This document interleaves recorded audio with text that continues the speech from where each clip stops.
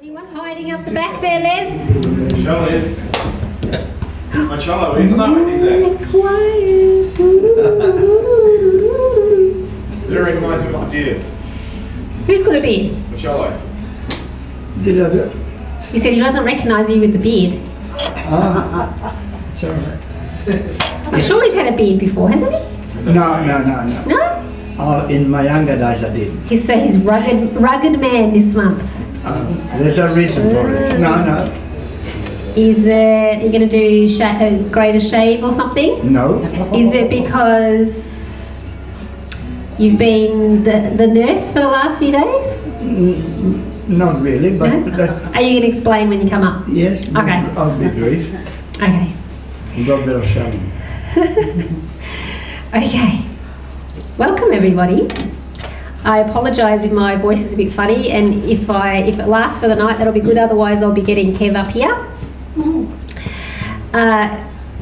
As normal, Kev is taping, recording all of the readings, and it will go up on YouTube. Someone did ask before about whether the other two for this year have gone up, and they are up on YouTube, so have a look for those. If you don't want to be on YouTube, please let Kev know so he can cut you out.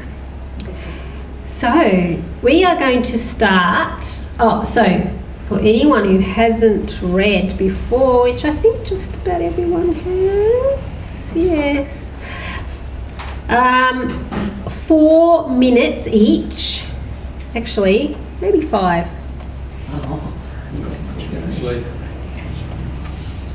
What was that?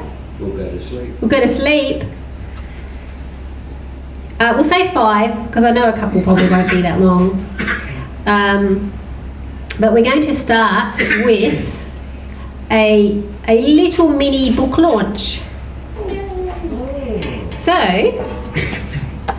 we have Les Zigger's alter ego here tonight, Lazarus Zigermanus.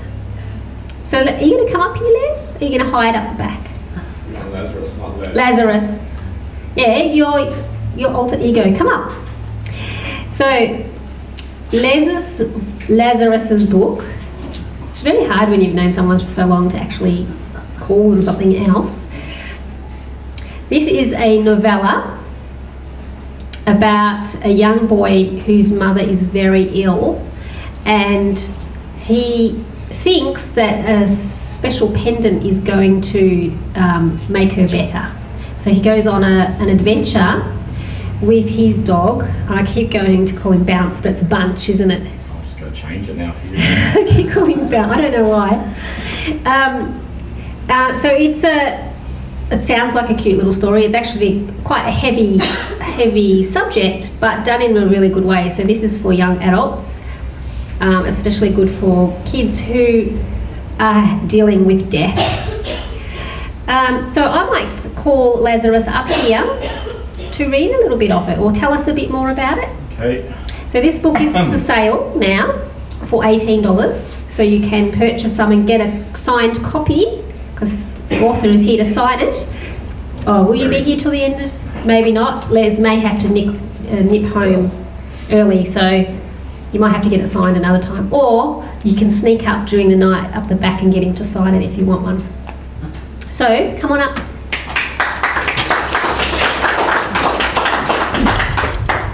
Hi, I do have to apologise because I am going to have to leave early due to personal issues.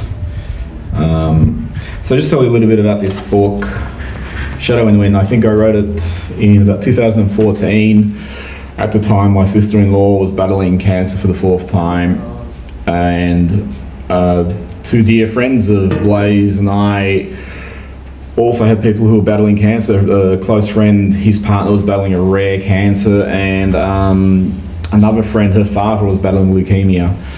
So they were all at the same time, so cancer was weighing on my mind. My sister-in-law, she was battling it the 4th time in like 10 years, 12 years. So what ended up happening was I had this dream about a person, a mother who was ill, and her son thought he could heal her. And that was all the idea was. I don't know where that stemmed from, but I thought, okay, that's an interesting story. I wonder if I can write that. And trying to write it was really difficult. I really struggled with the story, and I think part of that is because it's really just about this little boy and the way he interprets the world, and unlike a lot of stories and books, he doesn't really have anyone to play off other than his dog. With books, you usually have characters, they have conversations, that stimulates events, and those events then feed back into conversation, so you have this cycle that goes on, which makes writing flow, hopefully.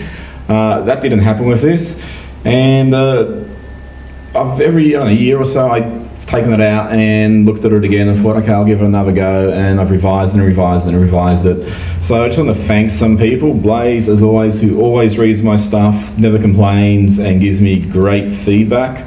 Not going to go through all the thank yous. I'll just go through the people who are here. So if I forget you, maybe shout out, just, it's not intentional. Thanks to Kev for the fantastic cover image of the wind, which plays a big part in this story. Thanks to Blaise for putting the cover together. Thanks to Leslie Gamanis for doing the layout. He's a really, really talented young man. He is. Oh, you're right, he's not young, he's just dynamic. Thanks to Elise, an intern here who did some proofing. You shy, Elise? No, okay, I can't embarrass you. A few of the other interns who are not here who also proofed it. And I'm going to read you now a passage from the 3rd chapter. So this story, although it's young adult, deals with magical realism and heavy themes like cancer and life and death and beyond. And I'm sure a lot of people here have been touched by cancer in some way through their families or friends and all that. So I think for me, part of this is trying to make sense of everything. Tragically, the 3 people who did have cancer all passed away within 3 weeks of each other. They all passed one after the other, a week apart. So I think it really weighed on my mind. I was really trying to... And the little boy, he's 6, Keen, he's sleeping with his mother, who's sleeping in a spare room now because she has a drip and a full-time nurse. And he wakes up, so here he goes. Keen blinked, trying to work out what had woken him. His body was frozen. Only his eyes could flit around to take everything in. The room was shifting splashes of grey. Even his pictures on the wall had lost their colour, the details ugly smears, the collage forming the image of a dark shadow reaching out to grab him. Next to Keen, Mum's breathing was like a slow heartbeat, each inhalation coarse. Lightning filled the room, all but the corner, where it was swallowed into an inescapable abyss. Keen felt it now and tried to scream a warning. Shadows rose around him, twirling up like plumes of smoke. A face appeared in the corner, skeletal, wispy and grinning, shrouded in the cowl of midnight. Sleeves reached out, hands emerging from the cuffs, thin and gnarled. Fingers walked up Keen's torso, leaving a contrail of icy fingerprints. The breath froze in his lungs as he tried again to cry out. The grinning shadow pulled the cover from his body while the others hissed, a discordant chorus that shook the bed. "You," it said, its voice a bitter wind that chilled his skin. Mouth open, eyes depthless, lips pursed. It planted its hands on either side of Keen's shoulders. Keen's breath misted and the chill coated his skin. The hissing grew louder. The shadow flitted over to Mum and embraced her, its figure pulsating as it sucked the warmth from her body. A scream built in Keen's stomach. Bunch whined outside the bedroom door, his nails restless on the floorboards, the silhouette of his movement flickering under the crack of the door. Keen needed to shout, to rouse Dad. He opened his mouth and gasped as he sprang into a sitting position. The night shredded into a grey morning that flooded the room. The shadows and darkness evaporated. He'd been dreaming, although the cover was pulled from his body. He doubted now that he had been sleeping. He'd seen something, the darkness that was hurting Mum. Her arm curled toward him, and the chest rose and fell gently. Keen looked at her and pursed lips, Keen looked at her pursed lips and imagined he could see her breath, shallow and thin. He was tempted to wake her, to make sure she was okay, but Avril the nurse came in to change the bag attached to the pole. "Hello, sleepyhead," she said. "Better keep it down and let your mum sleep." Voices and thumping drifted in from outside. Keen checked the corner. Empty. But the shadows would come. He was sure of it. "Maybe you should get yourself some breakfast," Avril said. Okay. Keen pecked Mum on the cheek and left the room. Bunch, waiting on the landing, rose and licked Keen on the cheek as Keen hugged him. Come on, Bunch. Keen tiptoed down the stairs, trying to avoid the creaks, but as he got to the bottom, he heard sounds bustling through the screen door. Bunch's ears pricked back and his tail straightened. Scuttling around in the yard were burly men dressed in blue overalls and bright lime vests, some gesturing to something out of Keen's sight, while others chatted. 2 white trucks were parked in the yard behind them. I think I'll leave it there. Thanks for indulging me, everybody. Have a great night. Fan series, isn't it? Yeah. How many do you envision for it? 5. 5? And they're going to go, and he's going to get older in each. years in his life. Yeah. Story. Cool. All right. So I can go now? Yeah. So they will be for sale afterwards, but if you want to get one signed by Les tonight, you can sneak up and talk to him during the night while he's still here. So, as I said before, 5 minutes, so Les will time, Shell's going to time, and so you will hear 1 ding at 4.5 minutes, and then a double ding at the 5-minute mark. And that's where we get Oscar. Where is he? He's not even on guard. Oscar onto you if you don't get off the stage. No, he'll just lick everyone to death. Okay, we might go with Bo next with a story that is untitled.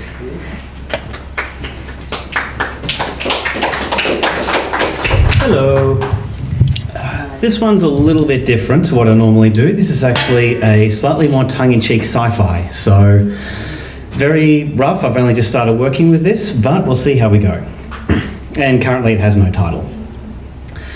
So let me get this straight, just for my understanding, said Geller. You're going to cover that planet in this mucus, biomass, not mucus. It looks like mucus. I'm not exactly going to be calling it a pony. Professor Shanahan frowned. Biomass. And yes, it'll cover at least 70% of the planetoid's surface when it reaches full maturation. How long will that take? Asked Geller, knowing the answer will send shivers up his spine. No, only about 3 weeks from the first spores going out. Yep, that did it. The current control batch of mucus/biomass lapped up against the glass. When Geller had first boarded the ship and dared to look in, the stuff had looked dried out and flaky, like an impossibly sized piece of snot cut to fit in the containment cube. Shanahan must have pumped something in the containment unit in the past hour to awaken it, because it looked more fluid and active now. One shudder of movement and it slid up the glass, trailing down in thick globs filled with black grains and clusters that looked like peppercorns. Maybe that meant it was happy. This has been the ultimate advance in global terraforming since the solar system days, Shanahan trilled. No more on-site machines breaking down every second day. We can splice the biomass to adapt to the chemicals it requires for expansion and the makeup of the waste it excretes. With the right adjustments, any large-scale atmospheric transformation is possible. I hope the colonists get extra thick boots with their loadout, commented Geller, while flicking his belt's flashlight against the glass to see if the stuff inside reacted to stimuli. The kids will love it, though. Mucus ball fights, making mucus men with carrot noses all year rounds. Don't be facetious, Mr. Geller. You're already getting my statement. I doubt your commentary is part of the agreement. Collaboration's a bitch, I guess, said Geller. He watched his recorder process his statement, then self-edit to remove the bad language. Collaboration's an undesired element. Bureaucracy can be both beautiful and terrifying. Your point is worth addressing, however. When the atmosphere changes enough for introduced plant life to do the finer rebalancing, we introduce a kill agent to the biomass and the whole thing turns into a bad case of planetary dandruff for a week. Then nothing. Complete cellular decay with no chance of recontamination. It couldn't be any neater. Or any more disgusting, thought Geller. Shanahan led them away from the observation panel and they re-entered the flight deck. The planetoid, it was officially XTL0076, but apparently some of the guys on board had taken to calling it slushing meadows in honour of the impending biomass, loomed on the main view screen. Swirling gas clouds covered half the atmosphere. Apparently a human breathing in that atmosphere would experience enough pain to wish they were dead and then suitably die. And yet the next closest celestial body with a solid surface was volcanic beyond any notion of habitation, and anything beyond that was too far away for cost-effective travel. Funny how billions, maybe trillions, can be sunk into elaborate space mucus programs and terraforming hostile planets. But an extra month or two for an FTL cargo flight was out of the question. Does the biomass have a name? Geller asked. He'd privately taken to calling it Moby Ick, but he couldn't very well put that in the article. Names? Like an individual title? We've gone through so many experimental batches that it doesn't do well to make attachments. We call it Clarabelle, piped up one technician from the logistics board. Shanahan scowled. Why? Geller asked. The technician shrugged. Just sounds like the name you give to livestock. Ding! The recorder in Geller's hand acknowledged the new voice and requested ID input. To appease Shanahan, Geller made a notion of denying the new prompt, but as far as he was concerned, Clarabelle was as good a name as any. So what is the status of the biomass? Under official designation, I'm guessing it's a more interesting category than livestock. Has its organic designation affected your Shanahan's side late enough to cut him off? Non-sentient eukaryote organism, the kill agent is not in violation of the Biological Awareness Act, and the statements issued by the Bioawareness Association are both erroneous and incredulate. Admin save. Ding! Geller's recorder locked Shanahan's statement word for word. Geller thought, if the good professor's been given full admin access to my recorder, then why the hell am I even here? I hope that's everything you require, Mr. Geller. Actually, my assignment has kept me on board as an eyewitness to the biomass's development cycle. It was clearly news to Shanahan, and although Geller now dreaded being told the only available space for him on short notice was a cleaning compartment or sharing Clarabelle's containment tank, the look of exasperation on the old oligarch's face was worth it. I might actually leave it there. To be continued.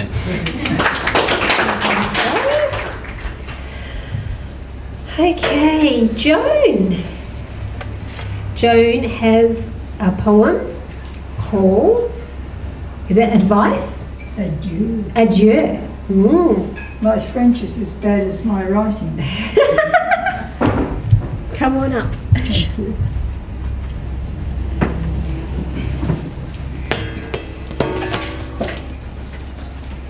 Actually, I don't know whether I'm going to be sneaky and have 2 poems rather than one. This is called Adieu. And this is back on this planet. When winter, garbed in suit of grey, dons his fur coat and skulks away, when gentler showers bid him adieu, and intermittent sun breaks through, then bright blue violets coyly creep. Sorry. Sorry, I'll start that bit. I've lost the violets. Then bright blue violets coyly creep from out their long, dark winter sleep. Capricious spring bursts on the scene. Her gowns of pink and white and green shed blossoms freely, deep as snow. Plants take heart, begin to grow. With tuneful song, birds puff their breasts and busily prepare their nests. The sun decides on watery smiles. Then soon bright flowers he beguiles. We hail the season with delight, giving no thought to coming blight of grassy seeds and golden and pollen blows, the old hay fever and a runny nose.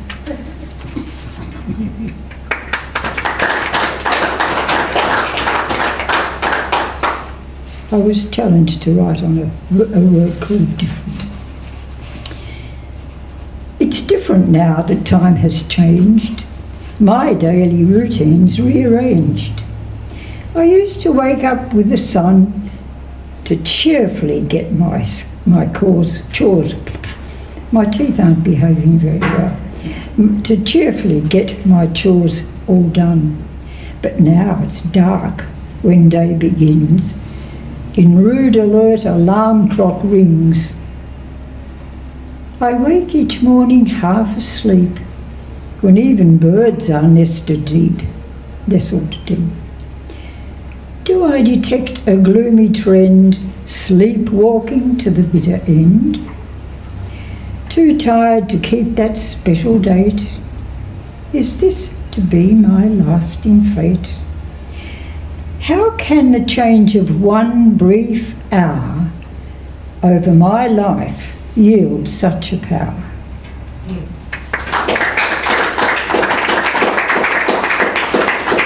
And might I add, I've got a little book around here for children, so if you're interested. It's called, what's it called? I've forgotten. It's just over there, Flying High? Or How High is the Sky? How High is the Sky, yeah. So Joan has a book up there with poems and gorgeous illustrations with her grandson. So it's $20 if you'd like a copy. They're gorgeous illustrations too, and great poems.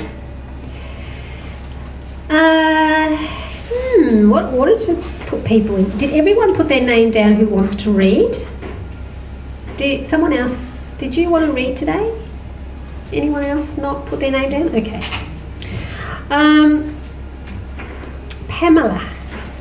Pamela is going to read some of her memoir, Surviving in Hong Kong.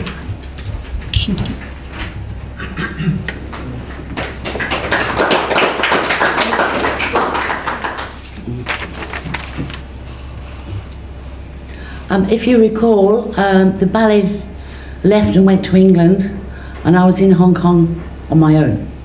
I managed to get a short job as a waitress, but that didn't last long. And this is what happens after that. I had to sit the exam, the air law exam for flying before I could fly solo. Many people sat the exam, and half the questions were a blob in my mind. Failure loomed. Head bent, scribbling to remember facts. I recalled the pilot's advice. Time was running out as the pen slid across the pages. Perhaps knowing the map of the territories and recalling the important details, there was a chance to succeed. The exam was tough and complicated, and the future life in Hong Kong, known as honkers to the locals, was fading fast. The waiting game to know the results was torture. Listless with nothing to do, I meandered around the shops in Nathan Road or stayed in my room. After a few days, the important call came. Anticipating failure, I picked up the phone. A composed voice announced, "You passed the air law exam with 70 marks. Thrilled! I realised I'd scraped through and achieved the impossible. Unable to contain my excitement, I rushed to the Aero Club to tell my instructor. "You don't need me anymore," he replied, delighted with the news. "Go and book yourself a solo flight."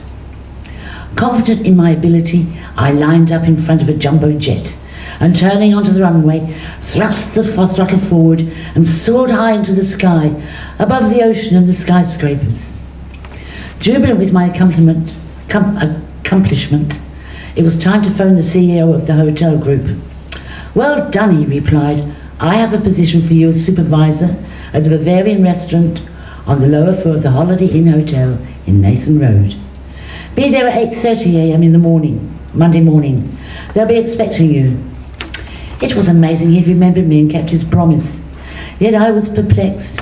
How could I, with no training and a few fleeting weeks' experience as a casual waitress, become a supervisor in such a big hotel? It was daunting and another challenge. Bright and alert, I walked the short distance to the famous hotel and took the escalator down to the bistro on the lower floor. It was noon and the bistro was filled to capacity. An elegant lady, noting my pretty uniform, insisted I serve her. "I want 6 spicy sausages." "Yes, ma'am." "Get me 6 slices of good ham too." "Yes, ma'am." "No," she demanded. "Thicker, no, much thicker." Struggling not to sneeze and meet her commands, I misplaced the settings on the machine, almost slicing off part of a small finger. blurted out, dripping onto the lovely costume. Yelping, the cooks heard me from behind the counter and instantly packed the poor thing into a bag of flour. They were used to chopping off their fingers or other bits, and when they thought the blood had congealed, stuffed the poor thing into a condom so I could continue to work. Another lady came in asking for specific chocolates to be packed in a box. The finger was aching, and stretching to reach for more chocolates, trying to keep the box steady, they scattered everywhere onto the polished floor. The manager was angry, and after a few moments told me I was wanted in the office on the first floor. Doom. I knew what was going to happen, yet I felt light-hearted. It didn't matter anymore. The thought of no more exhausting work was a relief. In the office, 3 managers in immaculate black suits greeted me. "Pamela, we've brought you here for a reason." "I know," I replied flippantly. "You're going to sack me." "We don't do that," the leader of the pack replied. "Well, what are you asking?" "We're asking you to leave." "But it's the same thing," I replied, and was glad to escape their quizzing faces.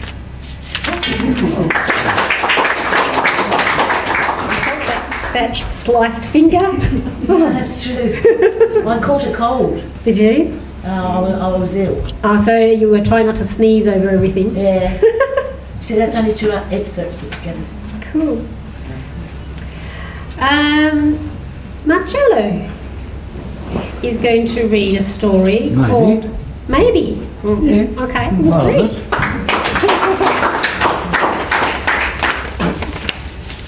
So little things. Nothing sinister about my beard. I'm not running away from the mafia or the FBI, which I should, but that's another story. Now, at the moment, I'm involved in a passion play, Melbourne Passion Play. We had the first performance on Sunday. We've got one more on Friday. So I thought this year I will have a full beard, and I'm also the assistant director. So I might have big come back this year on that. So that's why the beard. About 5 years ago, most of the day, I had the pleasure of having the first of my 3 visual art exhibitions at Busybird. My first exhibition here was in April 1914, 5 years ago. So it's a happy anniversary. In the islands where I come from, all small, there was one particular island that is about 250, it's one of the bigger ones, 250 inhabitants. Only one classroom with a varying between 8 and 12 pupils, one teacher. For many years there was this lady called Catherine, was fine, was teaching, you know, from first grade to second, and there was no problem with the output. But one year there was this lady from the north, then shifted to Philokudi, wasn't happy with the older teacher because she was too old at 56. She said she has nothing to teach. She cannot teach my son because she's not up to date with the modern technology. So she finished up there, she got her sacked. But I couldn't find another teacher. Everybody didn't want to go to that place, you know. So she started teaching the pupils for nothing, just a bit of money here and there. But she refused to teach a particular boy because he had nowhere to go. Eventually, this lady in bracket left the island, took her son with him, and the teacher, Catherine, was reinstated. So, because in the past few years I've been involved with my artwork with the older woman, I wrote this article in one of the Italian newspapers that I still do, and created a bit of a stir, and it was published in a few newspapers. So, unfortunately it's in Italian, so I'm just giving a brief description because that led me to continue my visual art work with the older woman. In fact, I just finished my collection of pen drawing. For the last 7 months I've been working small pen drawings of the older woman. So this was what the story is. Dearest Catherine, I'm translating as I'm going along. So, with the great stupor and sadness, I read your article that left me not only shocked but perplexed. We are in the third millennium, and still today exists archaic prejudice based on sex and age of a person. We seem to be in the medieval times, not in 2020, whatever. Often and willingly, we let ourselves transport by images that we see in newspapers or television and whatever. The prototype of a modern woman. Tall, thin, with the help of plastic medicine and tons of beauty cream. Microscopic bikini that cover the minimum part of the body, blonde with long hair and so forth. I've nothing against it, far from it, but I've been admiring the female beauty for many years, and for over 60 years I've been drawing and painting naked females. I still do it to render homage to the beauty to the female beauty. I've always admired the female beauty, and but it's the universal female, not the one that we see with the flesh, human flesh, but the one that has got a soul and a psyche. Write in 2 languages. We were just with my brother and his wife, who is Japanese, and their sons both speak Japanese and English fluently. It's really cool.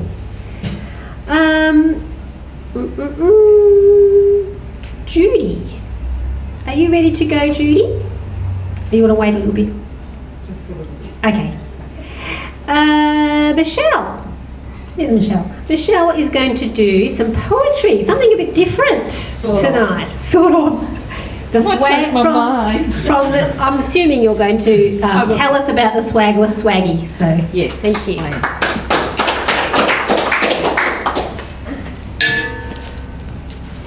Hi everybody, I'm Michelle.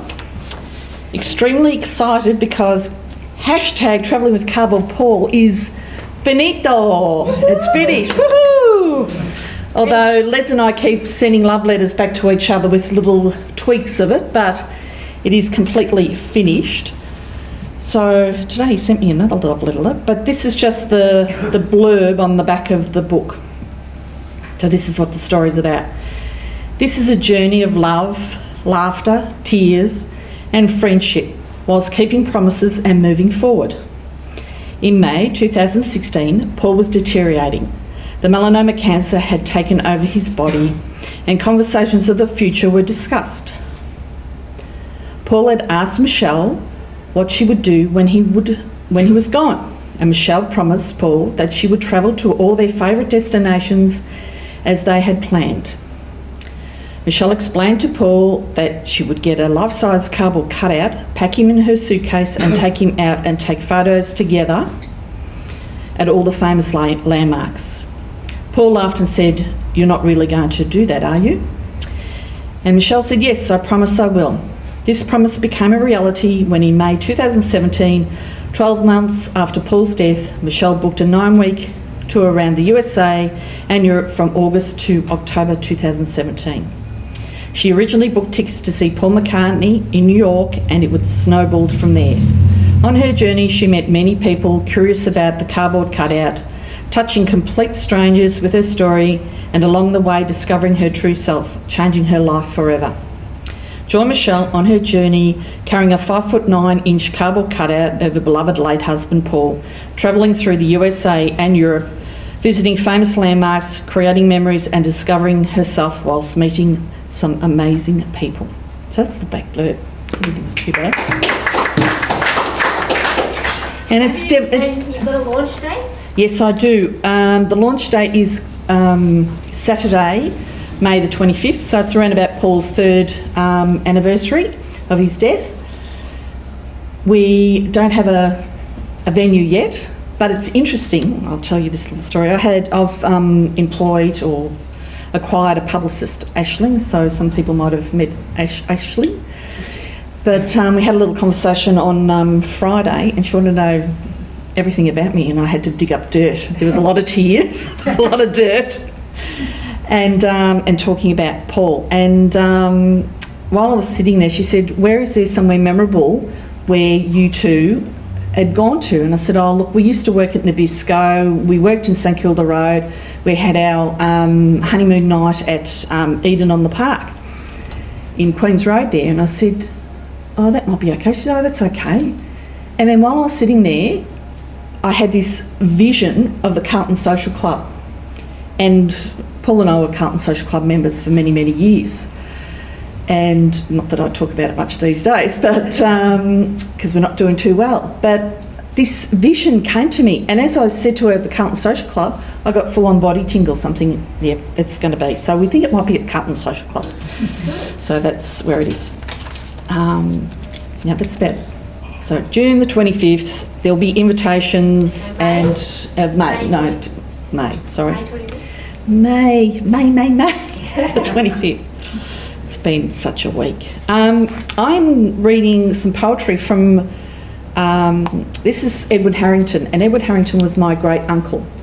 He was in the times of Henry Lawson and the Heidelberg group, I think they were called, and he was a light horseman in the First War, I think, yeah. So he wrote many poetries. This is one of many of his books, and I think I might have taken after him, I think. Maybe. He is an author, so me too. The Swagless Swaggy. This happened many years ago, before the bush was cleared, when every man was 6 foot high and wore a flowing beard. A very hot and windy day along the old coach road, towards Joe Murphy's halfway house, a beard bushman strode. He was a huge and heavy man, well over 6 foot high. An old slouch hat was on his head, and murder in his eye.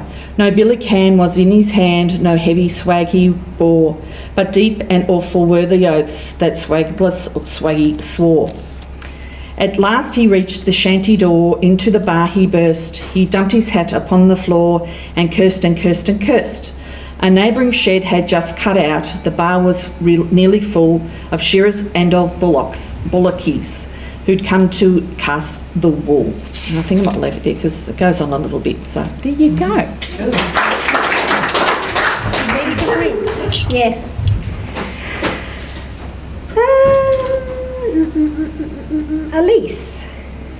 Elise Clark has a short story with no name.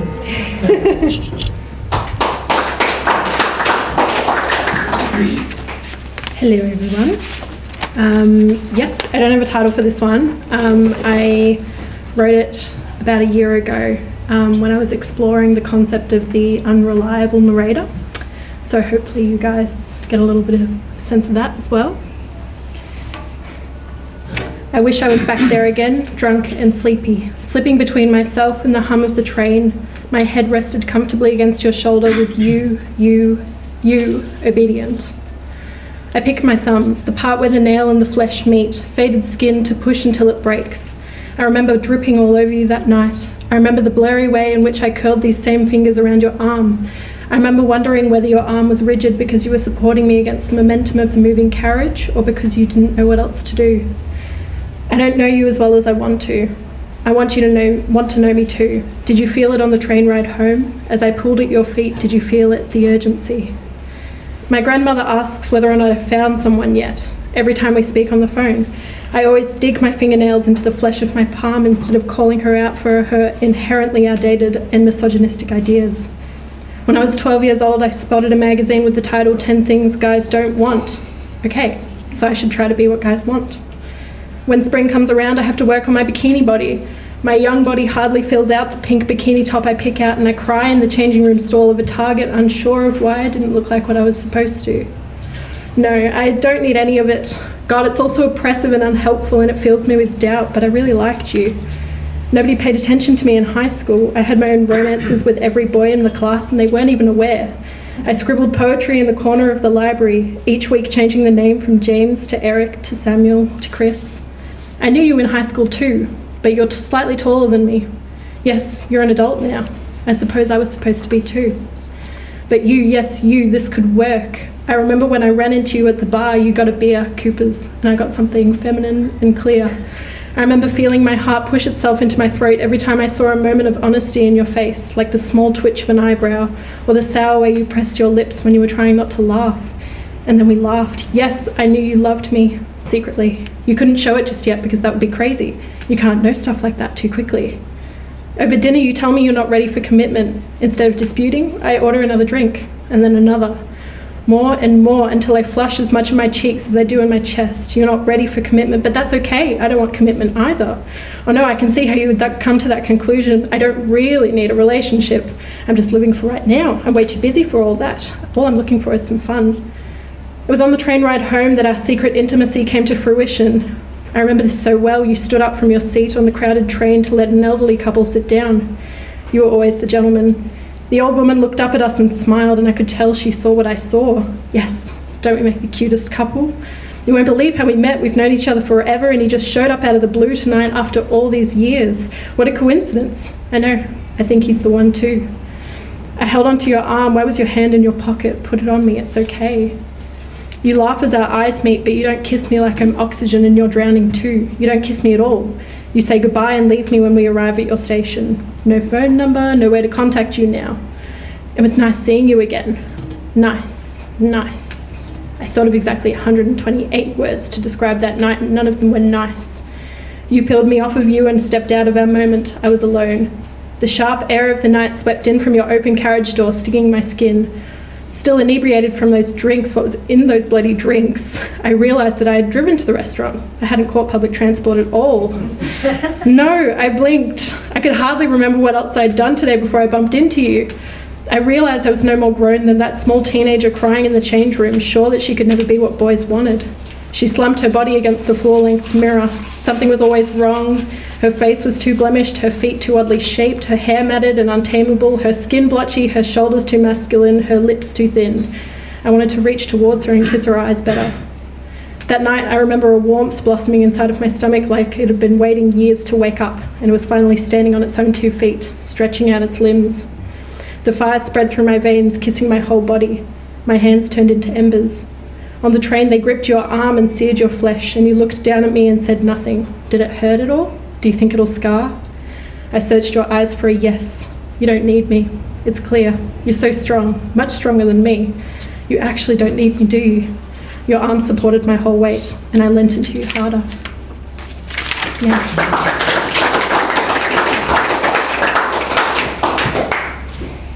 Thanks, Elise. I just wanted to remind people of our book writing boot camp, which is not this weekend but the next. And we are actually going to give away a ticket tonight in our door prize. Now, not everyone might think that was a prize that they needed, but you can always give it to somebody, or you could raffle it off somewhere. Maybe put it on Gumtree. So that's the 27th and 28th of April, and this is an intense weekend where you learn to plan, write, publish and market a book. So it's a really good weekend, and it's worth $595. Something else that is exciting, so Kev and I were in Bali last week for my brother's wedding, which actually went off pretty well. I have a very strange family. Oh, we're live, aren't we? We have a family that can have interesting times when we all get together, and we managed to all survive it, and we managed to all behave really well. So it was a gorgeous wedding. While we were there, Kev and I went to look at the venue for our retreat, which is gorgeous, isn't it, Kev? And so we have actually opened another date in November. So in the first week of November, we're going to run a second date for our Ubud, it's in Ubud in Bali, writing and publishing retreat. So that's 6 days where people can come and write their book, learn about publishing, while also getting massages. Every room has its own bath overlooking the jungle, and you can do yoga and all sorts of things, as well as actually get some writing done. So that's fun to look at on our website if you are interested. Another thing that is coming up, Busybird Publishing and the Society of Women Writers is getting together and putting on a life writing seminar on Saturday the 11th of May at Library at the Dock. So that is actually in the Docklands, and it's a whole day. So there will be guest speakers and workshops and all sorts of things around life writing. So if that's something you're interested in, let me know and I can tell you more. Pamela, do you need a lift tonight? Yes. So Pamela lives in Watsonia, is that right? Yeah. If anyone is going towards Watsonia, are they able to give Pamela, who's in the front row here, a lift, please? Because hubby is playing darts. Okay, Judy, are you ready to go? Judy's going to read. Have we got a Judy personal growth, self-awareness? Hi, I'll see how I go here. I was going to, well, first of all, I'm an author. I've written 2 books. One's Mum Moments Journey Through Grief, and one's Heart Space Letters to My Mother over the last 5 years.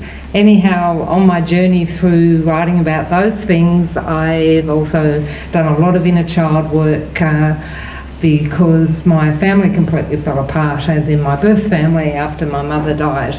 And in me doing the inner child work, it took me back into everything to do with my childhood from birth. And I got to age 9, and that was when my uncle sexually abused me. Something I never told anyone until my mid-20s, but also something that most people in my family couldn't handle, so they pushed it away. Me Too, as you can see in recent years, well, actually I was already writing about Me Too before that. I discovered that I was writing a lot of stuff. Well, I was writing from my own experiences and feelings, and I'm being encouraged to publish a book through CASA, Centre Against Sexual Abuse, because they say that writing will help a lot of people, and it's because I write from my feelings. However, rather than read what I thought I'd read tonight, I have just changed, and I'm going to read something that is more along the lines of where I am now, the process of healing by allowing yourself to express how you felt rather than how an adult tells you you should feel, is quite profound, and it's also very common. So I'm not going to read those deeper pieces tonight, perhaps another time. But I often wake up struggling with the feelings, because the more I'm aware of them in my daily life, it's like my unconscious is trying to talk to me. This is a piece I wrote. So I dreamed of a child. I wanted to help, but I couldn't. It was out of my control. I felt helpless. Maybe that's where I am with my inner child right now. The feeling of helplessness is strong. She is so wounded, and it appears she is holding strong to those wounds. It's very hard to support her because I am her. Yet I know I am so much more than the pain and hurt she has experienced. I know her pain, I know her hurt. I also know her smile. I know her laughter. I know her compassion. I know her kindness. I know her tears. I know her beauty. I know her control patterns. I know her out of control patterns. I'm trying to put the jigsaw puzzle of Jude together, and I get stuck on some of the pieces. Some pieces are easier to find. Some I have to search for. The tears flow as I write because the insights are amazing, yet the sadness of the realizations are so hard at times. Putting the puzzle together has its high moments and its oh so low moments. The writing of the puzzle often comes so easy once the resistance to write is past, and I pick up the pen and I just write. When I don't write, the fears, the confusions, the doubts often overwhelm me. When I write, the story behind the fears, confusions and doubts surface, and I find my way through. I find my way through the trauma and discover the light on the other side. I can no longer hide the trauma, however I know it is not all of me, and when I bring it out into the open, the stronghold it has on me dissipates for a while. So I guess the more I look the trauma straight in the face, acknowledge it, and So the more I look the trauma straight in the face, acknowledge it, and write through it, the more I release the stronghold the trauma has had on me for so long. It doesn't feel like it is ever going to go away, yet I feel hope that I can reduce the effect the trauma has had on my life. I ask for help and guidance as I continue to follow the pathway for the benefit of my highest good and the highest good of all concerned.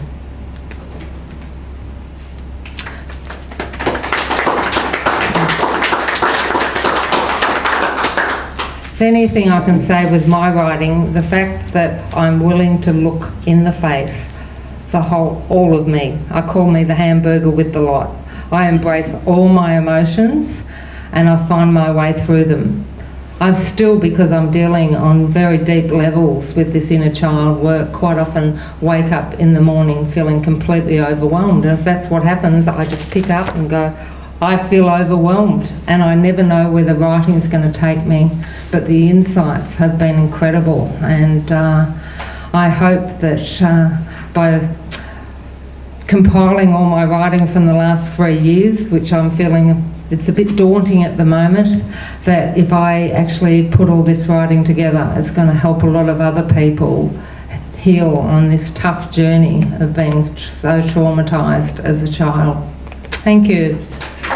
Believer in writing being a really good healing tool, and thank you for sharing, because I know this is early days of you actually sharing in this way, and you know, it takes a lot of bravery to do that, but I think that's, you know, each time you do it, it gets a little bit easier. So thank you for sharing, and thank you for trusting us to listen to it. John might follow you up with some prose, please. Yes. This is from a project of mine called Ivy's Secret. A few different characters and scenarios that in a small country town that kind of work together, and just found one here. Rosie's taken over the local cafe. No sooner had she taken it over, we find out somewhere that her boyfriend, who was meant to be co-venturing it with her, pissed off. So she's kind of taken on the whole thing herself, and the oven's got problems. Rosie stopped for a moment and wiped her arm across her forehead. It was still too hot in the cafe's kitchen from the leaky oven, and even though she'd turned it off over an hour ago. The side kitchen window was wide open, but it didn't seem to be helping much. She wondered if getting the small upstairs fan might help. But right now she was catching up with the morning dishes, loading the small dishwasher, getting it going. There was a lot to wash, which meant a good flow of customers through the door already this morning, and busy was good. But there were only so many plates and cups and glasses ready to go on the shelf, so keeping up was important, and some of the mums would be arriving soon after dropping their kids off at school. She took a moment to step back into the doorway and cast another eye around her cafe. The first rush of early takeaway coffees and food had eased, and she noted that there were still a few of the usual morning regulars sitting in their usual places, and that everything was okay. The new guy had just turned up again and taken the seat by the front window in the corner like he'd done the last few days. Flo would be annoyed again, but it was a first in, first served deal at the Red Wheel, and Flo knew Rosie never reserved tables. Besides, the guy had been staying most days and buying lunches and coffees and cakes, so right now he rated as a very good customer. Usually he pulled out a small laptop, did some typing, though Rosie noticed he paid attention to things, people coming and going, cars out on the street. He was a watcher, maybe an undercover cop. She made a mental note to chat with him later and see if she could casually pry out some information. Fresh faces meant fresh gossip, and Rosie loved the gossip. Out through the big front window, she could see it was turning into a fine, warm and sunny day, exactly as forecast. Being dairy and farming country, the weather station was usually the first thing anyone listened to in the morning and tended to set the tone for the day. So far, so good. Happy farmers meant happy customers, and happy customers had money to spend on the necessities of life. And Rosie especially liked it when they spent it in her cafe. She peeked around the corner toward the coffee machine and saw Samantha, her new assistant, busy steam heating milk and chatting easily with Amy Winstead, who didn't usually take time to chat. But there she was, smiling as easy as Amy had ever smiled, and sharing a moment as Sam wound off the steam and tipped the hot milk perfectly into 2 takeaway coffee cups. Amy always picked up the morning coffees for herself and her brother Joe before heading off to her job at the veterinary hospital in Wangaran. Joe was Rocky Creek's local accountant and had his own office down in the old railway station terminal that had been converted into office space years ago when the line was closed down. He never ventured into the cafe himself, always his sister picking up the coffees, Monday to Friday, week in, week out. Amy noticed Rosie, so Rosie smiled, said hi. Amy exchanged a shy smile as she paid, picked up the coffees, headed for the door. Samantha gave her a friendly see ya, which Amy acknowledged with another shy smile and a nod as she stepped out onto the boardwalk.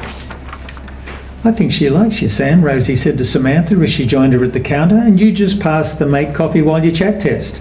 Sam laughed, a good-natured, friendly laugh, which Rosie had liked straight away on Friday afternoon when she first appeared in response to the ad for an assistant to work in her cafe. "She seems quite shy." "Oh yeah," Rosie agreed. "I can't get much more out of her than a yes or a no, but it looks like you managed whole sentences. What were you talking about?" Sam smiled. She was noticing that everyone in Rocky Creek was interested in everyone else's business, and Rosie was pretty much the same. In a nice way, of course. With such a small community, it was one of the things that had unnerved her all those years ago. Another of the things that helped her final decision to leave. At least, that's what she always told herself. "Oh, this and that," she said as she wiped hot milk off the steamer spigot and went about the ritual of putting everything back in place. She was saying she just got a new cat and her brother Joe might be allergic to it. "Oh, she's got about 100 cats, according to what I hear. Why would Joe suddenly get allergic to a new one?" She said it had different hair. "Something fancy?" She said the name.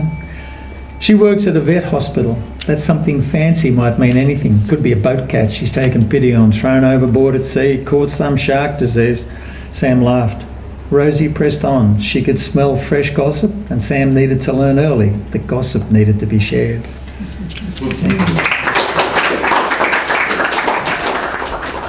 Gay has some stand-up.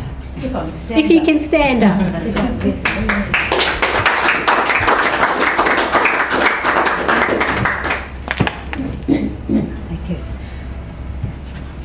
I've been busy being an old lady falling over, so I'm a bit stiff and on my pins at the moment.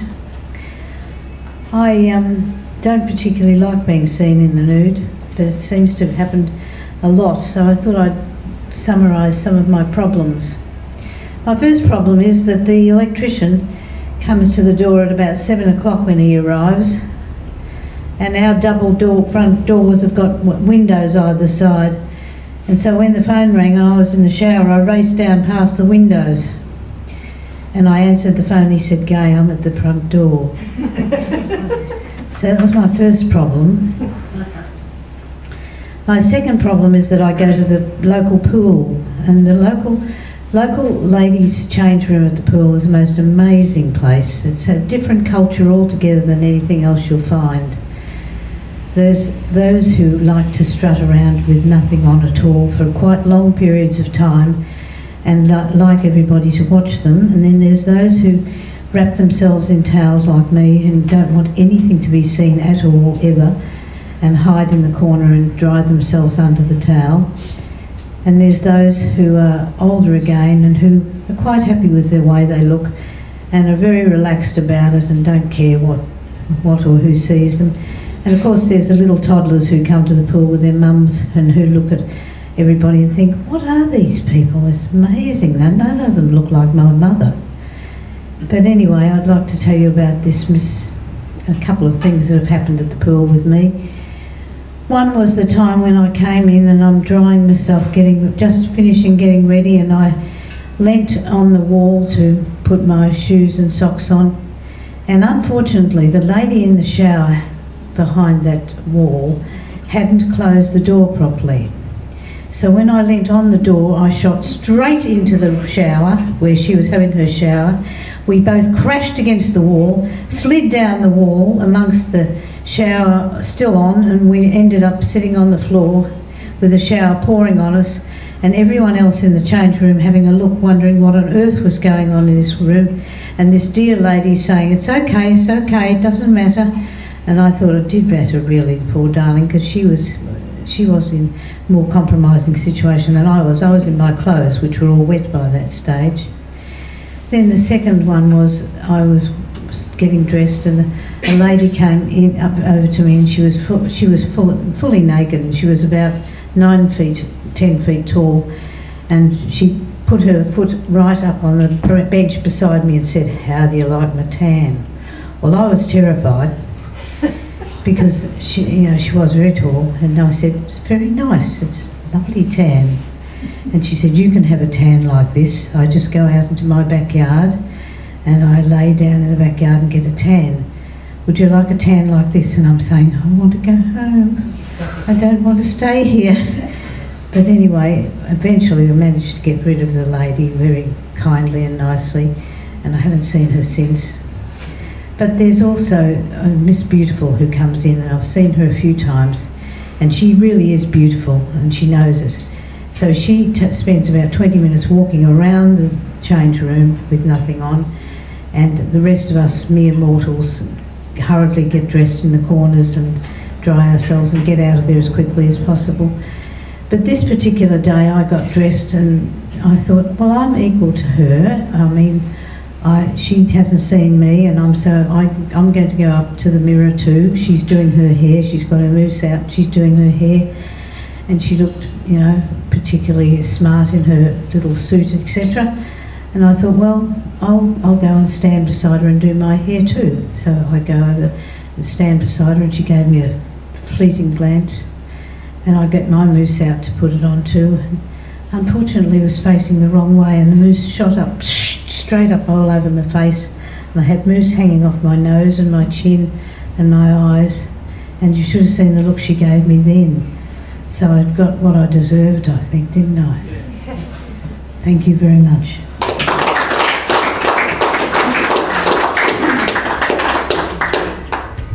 Okay. Richard Trembath is going to read a short story, The Abandoned Gollywog. It's a 6-minute short story. A 6-minute short story. Yes. It has been arranged. It has been arranged. Otherwise you're going to split the dummy. Les is not here. That's all right. I'm friends with Shell. You're my friend Shell, aren't you? Yeah, good. 6 minutes. Give them 6 minutes. 5 minutes 45 seconds. Thank you. The Abandoned Gollywog. Golly couldn't understand it. How had it come to this? Lying beside a charity bin, with nary a friend in sight. It had been bad enough being in the wardrobe for all those years, but at least it hadn't been solitary confinement. There had been quite a few of his friends from when he was young. Then the joy of release and having the world around him once again. But the world seemed different. And where was his little girl? Golly remembered long, long ago how excited she'd been when they met, her very first gollywog. She'd cuddled him and taken him to bed, and he'd been to tea parties with all his friends, and she'd shown him off to all the other little girls who'd come to their house to play. But Golly didn't realise that he'd been born, or knitted actually, in another era, before PC had overtaken the world. Over the years, he'd listened to conversations through the wardrobe door, and he'd often heard PC mentioned, but he'd always imagined that they were referring to PC Plod, Mr. Plod the policeman. And he knew all about him from the stories his little girl's mummy would read them at bedtime. It seemed a little strange to Golly, though, that PC was the only one from those days that anyone talked about anymore. He remembered his little girl's mummy teaching her nursery rhymes like "Bar bar black sheep, have you any wool?" But he hadn't heard about bar bar black sheep in ages. And how could PC Plod have taken over the world? It was all most puzzling, and Golly lay there wondering what was going to happen next. He'd wondered various things over the past few years, in fact. In particular, why no one had bothered to sew his eye back on when the thread broke and the little buttons fell off. Still, he had one good eye, and he supposed he should be grateful. After all, some of his fellow wardrobe dwellers were missing all sorts of things. Arms, legs, and one poor dolly didn't even have a head. There had been people walking past all day, and not one of them had given him a second glance, until suddenly a nice man and a nice lady had stopped and said, "Look at that poor abandoned gollywog. If he's still there when we come back, he can come home with me," said the nice man. "You're mad," said the nice lady, and off they went.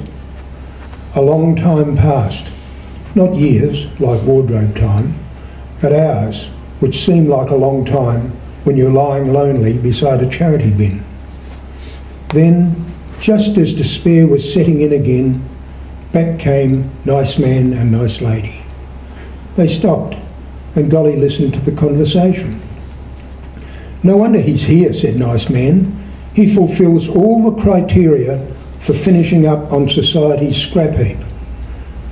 "Well, he sure won't have any of the PC mob rescuing him," said nice lady. "Everyone knows gollywogs aren't politically correct these days. And look at him. He's black, he's disabled, look at his eye, he's homeless, and he's unloved." Golly was shocked. He knew he was black, and he knew one eye was missing. But homeless and unloved? What about his little girl?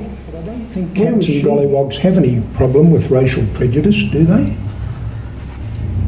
Golly didn't know what racial prejudice was, and he certainly didn't have any. So home he went with nice man. Then next morning he met Valerie. "Oh, isn't he lovely?" she exclaimed. "Dammy will love him." Valerie showed him to her girlfriends, and as he listened to their conversation, he gradually realised he was going somewhere where there was no PC, no wardrobe, and that love was coming back into his life.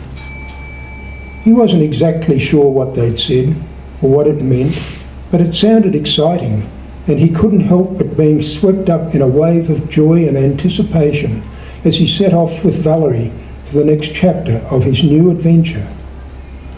"I'm going for a ride in a big washing machine," he smiled to himself.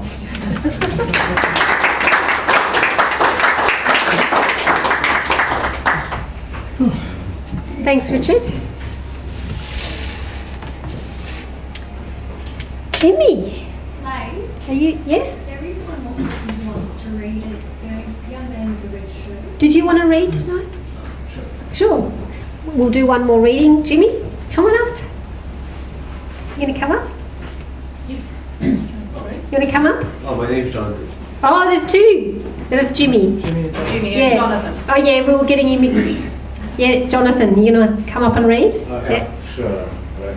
I came late tonight, so as you can see, I sort of messed up the whole order. So yeah, let me just introduce what I wrote a little while ago. It's another monologue. I've been writing a lot of monologues lately for some reason, and it's like I've been trying to. In this one, I was wondering what to write. Like, how do I've basically been going through a lot of emotions lately, and it's I either came up with the stupidest analogy anyone could ever think of, or the most genius analogy. So yes, this is a monologue called Broccoli or Fried Chicken. Yes. I remember when I was a kid, Mom asked, "What do you want for dinner?" And I said, "I want fried chicken." And Mom said, "Too bad, you're having broccoli."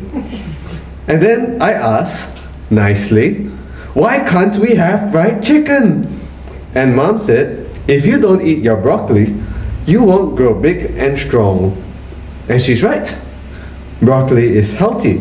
Fried chicken is unhealthy. Broccoli is a reliable source of vitamin K, vitamin C. Fried chicken is a reliable source of cholesterol and heart attacks. Broccoli makes you tall and strong. Fried chicken makes you short and bouncy. Broccoli is what you need. Fried chicken is what you don't need. So I kept eating broccoli. I had everything you could think of. Broccoli salad, broccoli pasta, broccoli smoothies, even cream of broccoli soup. It's bitter, but it's fine. I don't mind the bitterness. It doesn't bother me. Then I had fried chicken. It had everything I could want. Sweet, salty, crispy, everything that broccoli did not have. But it wasn't good, was it? It wasn't healthy. It wasn't necessary. It was just a waste of time. Yet, I see people who spend their lives with broccoli in their mouths. They say they are happy. They say they live the good life, the best life, and I should do the same. But I don't want their life. I don't want to live like them. I don't want to see things the way they do, talk like they do, feel like they do. The thought of being even a little like them scares me. But fried chicken should scare me more. Because broccoli is good. Fried chicken is bad. That is the truth. Yeah, that's basically it, yes. That's a very short one, but yeah, that's the one I came up with. Alright, thank you very much. Yeah. Shall we do the draw? Sure. Yeah. Does anyone have any announcements or anything that they have happening that they'd like to tell us about? Besides Michelle's book launch, party. Okay, everyone got there. So as I said, this is a ticket to our book writing boot camp, and lunch is provided both days. If it's not something that you want to use, you are more than welcome to give it to someone else, or you could even sell it on eBay. Where is the camp? Here. So, black F25. Oh, yes. Yes. Is that something you would use? Okay, well, talk to me afterwards anyway. So it's not this weekend, but the next. Can I have a short speech? Yes. I don't win things. Judy won a car. What? You did tell me about that, yes. This is a turning point. I'll tell you more about it afterwards. You're not sitting next to Richard. Yeah, you're not sitting next to me. Usually whoever sits next to Richard gets it, and I have a feeling that Robin thought he was going to win. Yes, in fact, Richard charges $5. Yeah, is that right? Yes, that's what he's doing. He makes $10 every night. Okay, how are we going? Do you want the stool? Do you want the stool up here? Oh yeah. I'll bring it up. I've got more hands. I don't know whether I've finished writing this song or not. I started the first line some months back, probably a year ago. It's like everything.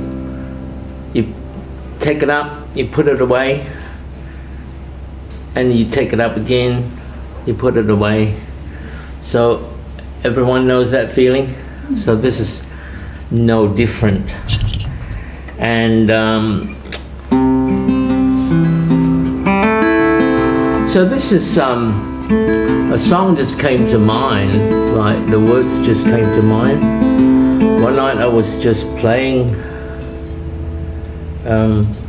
my guitar,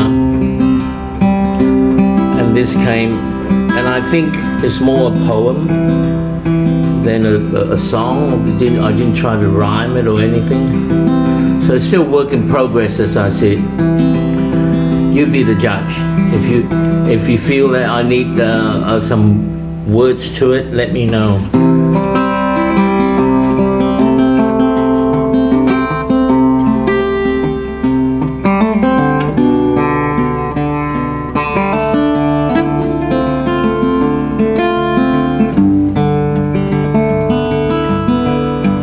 Nothing's everlasting.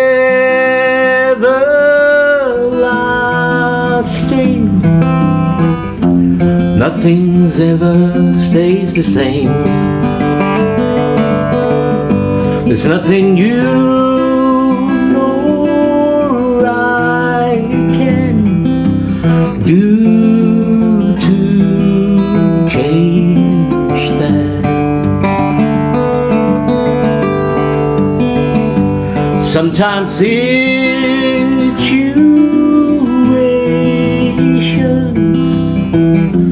sometimes beyond our control.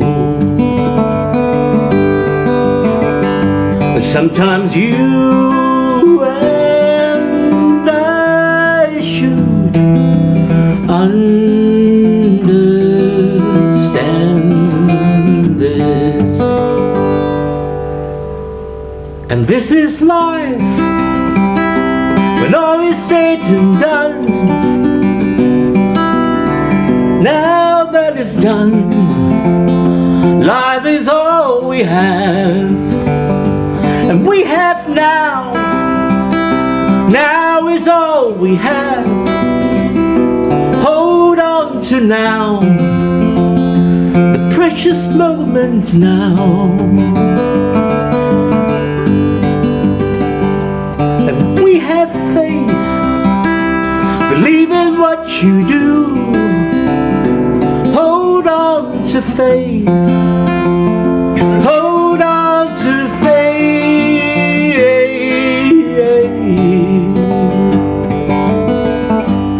Nothing's everlasting.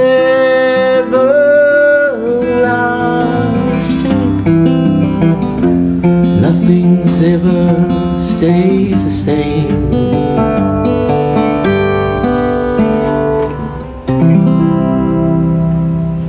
Thank you.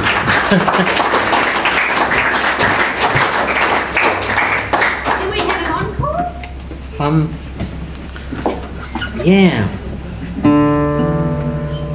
I'll be over to 6 minutes, won't I?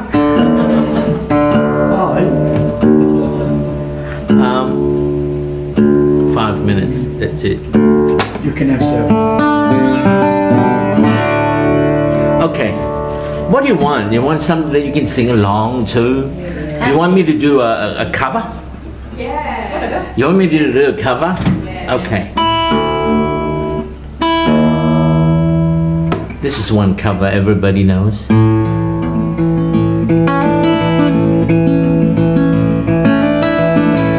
This is Blaise's mum's favorite, I think. Almost Heaven, West Virginia, Blue Ridge Mountain, Shenandoah River. Life is older, older than the trees, younger than the mountains, growing like a breeze. Country roads take me home to the place I belong. West Virginia, mountain by mile, take me home. Country roads, all my memories are gathered round her.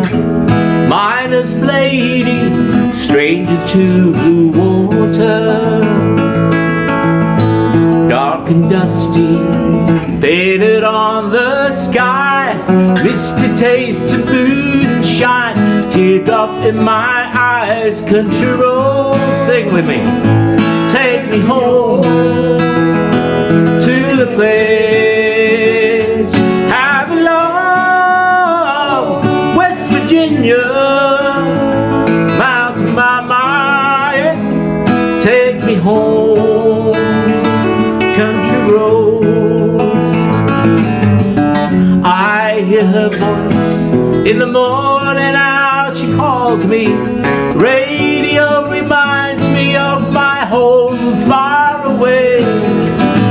Driving down the road, I get a feeling that I should have been home yesterday. Yesterday. Country roads take me home to the place I belong. West Virginia, Mountain Mama, take me home. Country roads, you sing it. Take me home to the place I belong. West Virginia, Mountain Mama, yeah. Take me home, country roads. Take me home, yeah, down country road. Thank you. You all have fun. Good night. Number 63. Whew, starting to feel old. We have been in this building 6 years on the 1st of May. How quickly has that gone?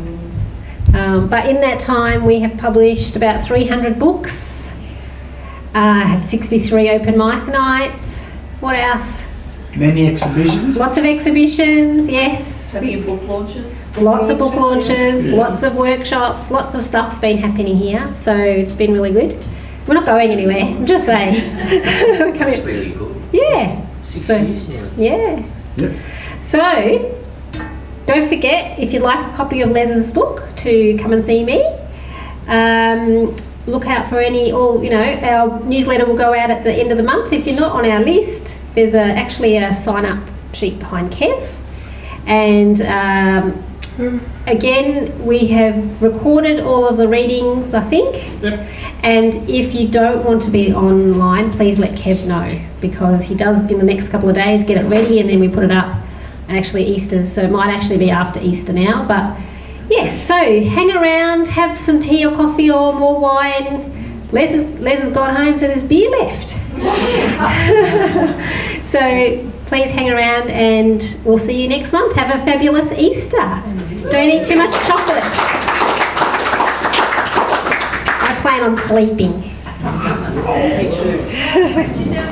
Another question down the back here. A question? Yes, sorry. It's not a question, it's a statement. Yes. Drop somewhere.